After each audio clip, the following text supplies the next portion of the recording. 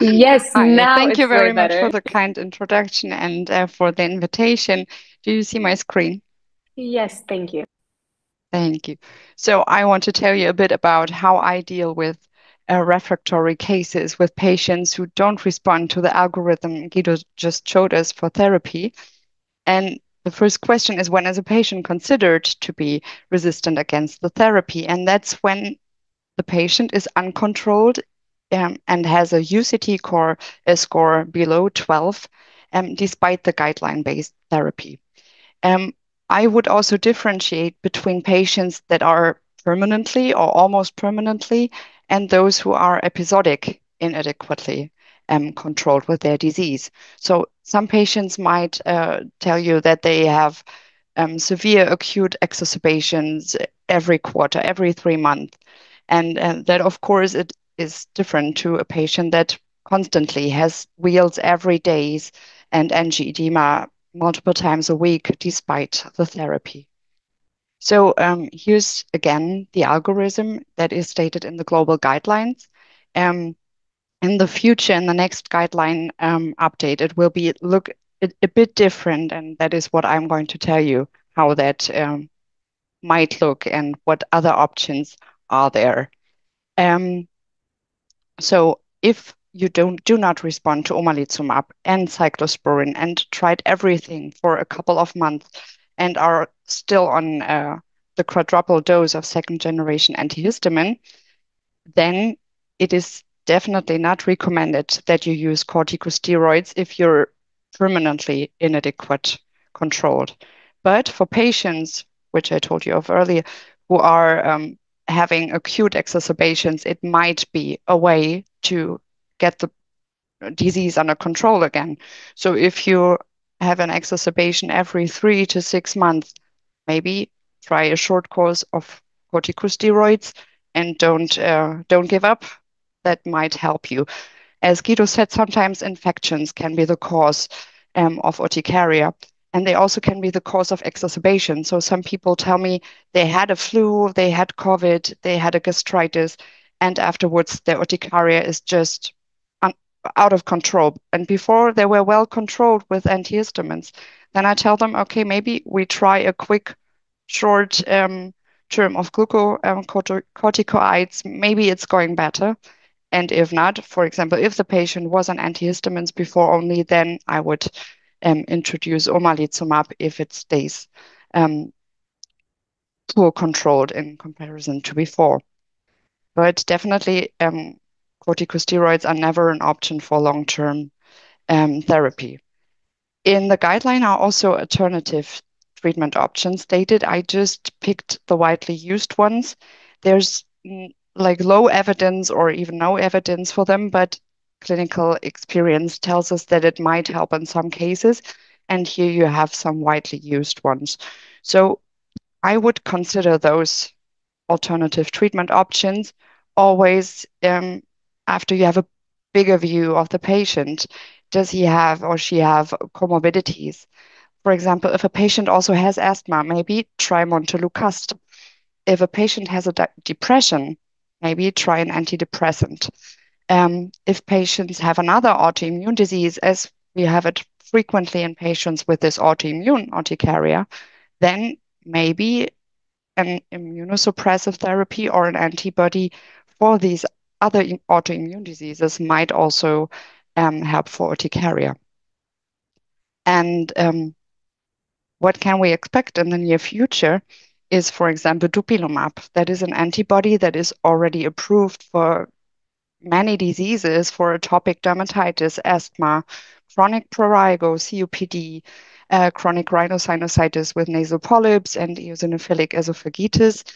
And there were clinical trials ongoing that showed a significant effect. And it's approved already for chronic spontaneous urticaria in Japan and the United Arab Emirates. And it's expected that the FDA will decide on that in April this year. And also for Germany, or the other European countries, it's expected that this year will be a decision by the EMA. So if your patient has concomitant asthma or COPD or atopic dermatitis, that might be a way to go.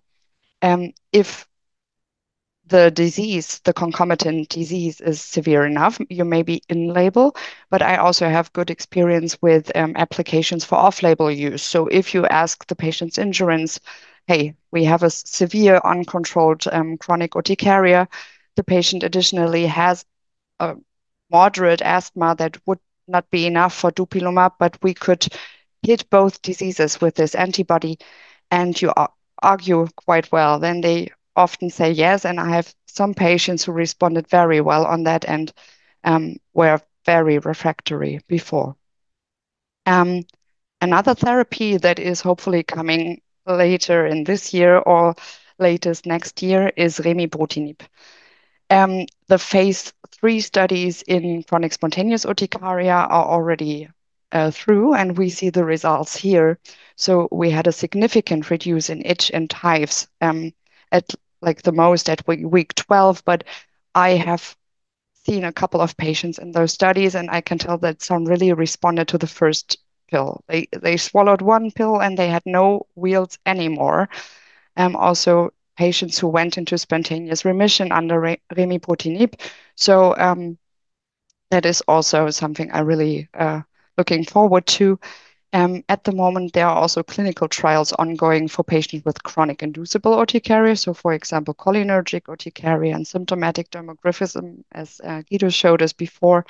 And there are also studies ongoing for children from 12 to 17 years, which is, I think, a pretty good sign for the favorable side effect profile of the medication, because you wouldn't do a clinical trial with adolescents if there were significant side effects that would be concerning.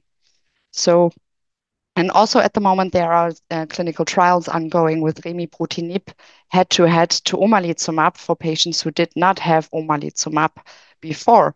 So when a patient comes in my outpatient clinic, I sometimes look into the lab first before I discuss any further therapy with them.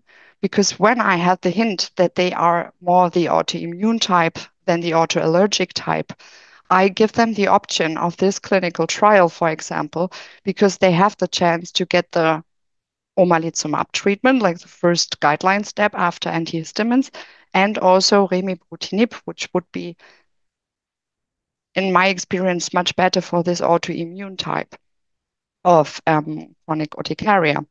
And this way, they don't lose the chance of participating in the clinical trial. Like when they're in the trial and they do not respond well, or they have bad luck and they receive placebo, they can still say, I want to drop out of the trial and later receive omalizumab, just like it's stated in the algorithm and the guideline.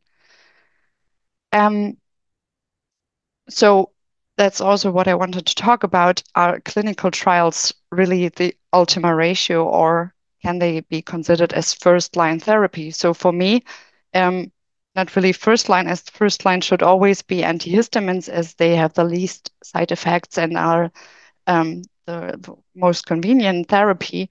Um, but as I said, if a patient has more signs of an autoimmune urticaria, and we know that they usually respond not that well to omalizumab or take some more months until they respond, have a late response, I always ask them if they can imagine to participate in a clinical trial and tell them all the options there are.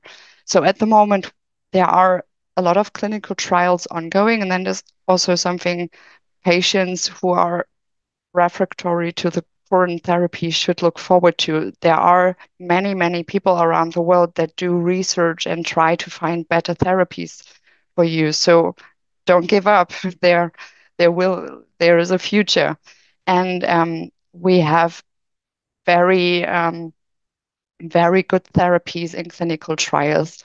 For example, barzolvolimab, briquilimab, that are anti-KIT antibodies who deplete the mast cells Guido told you of. So you really can't see any more mast cells in the skin of the patients. And if the patients receive the Verum, personally, I didn't have one patient who didn't respond to that. if they received the verum. And rilzabrutinib, for example, is similar to remibrutinib from the mechanism, how it works.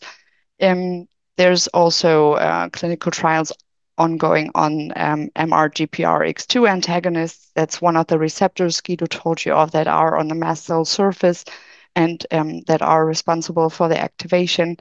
And also YAC1 inhibitors we know from other diseases like atopic dermatitis and rheumatoid arthritis are in clinical trials for urticaria. So as take-home messages of my talk, first of all, as Marcus already also always used to say, never give up. Um, Sometimes you need patience. Some medications take a while until they help you. So in omalizumab, don't give up if it doesn't help you in the first couple of weeks. It might help after 3 months or even after 6 months. Or it might help in an updosed dose, so in 600 milligrams per month instead of 300 milligrams per month. Also, as you saw in the curves of the clinical trial results I showed you, sometimes it takes 12 to 24 weeks for dupilumab or remibrutinib. But there is a significant effect after that, and you need just patience and like clench your teeth until you reached the time point when that usually would help. Um, Also, see the patient as a whole. Don't just look for the urticaria. Um, you should always address concomitant symptoms and diseases such as anxiety, sleep disorders, depression, and aim for interdisciplinary care. So some patients tell me they have a little child at the moment and they are sleep deprived because they have to get up at night. And every time they have to get up at night and slept way less hours than they usually do, then they have exacerbations of their urticaria. So maybe there are ways to deal with that you don't have that many flare-ups. Um, and maybe, as Guido also said, sometimes you have patients who have infections and you treat them and then it's gone. Um, and it can also, like from my experience, patients who have severe anxiety because they had a lot of, like, it took a lot of time until they were diagnosed correctly, for example, and they developed this anxiety and maybe also panic attacks. These anxiety attacks and panic attacks can also trigger urticaria. So maybe if you really explain to them what is their disease, what do we know about it, how can we treat it, and what are the perspectives that it will go away, it will go into spontaneous remission, that can take away their fear and also maybe um, relaxation methods or therapy could help them to deal with the anxiety so they don't have these triggers anymore that additionally worsen their urticaria. And yeah, also consider therapies for comorbidities that might also have a positive effect on urticaria, like I said, dupilumab, for example. And also, don't be afraid to combine therapies. I also have patients who have both omalizumab and dupilumab because they partially responded to both, but in combination, they're 100% controlled and they are so happy and it's well tolerated. And I also am always, I'm a big fan of shared decision making. Like, ask your patient if she or he has any concerns, if they have any fears, for example, for clinical trials. What are those fears? What scares them to do so? And address that. So maybe you can take away those fears, and then together you can find the best option for the patient and for the type of urticaria he or she has. Thank you very much for your attention. Thank you so much for a beautiful talk. And thank you very much for the highlight on clinical trials. I do believe that it's oftentimes a little bit frowned upon and it's taken skeptically.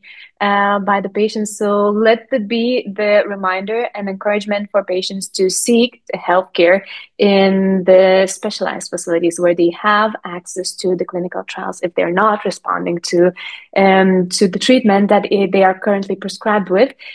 So this is very important. And I do really appreciate you also putting a note on an interdisciplinary approach.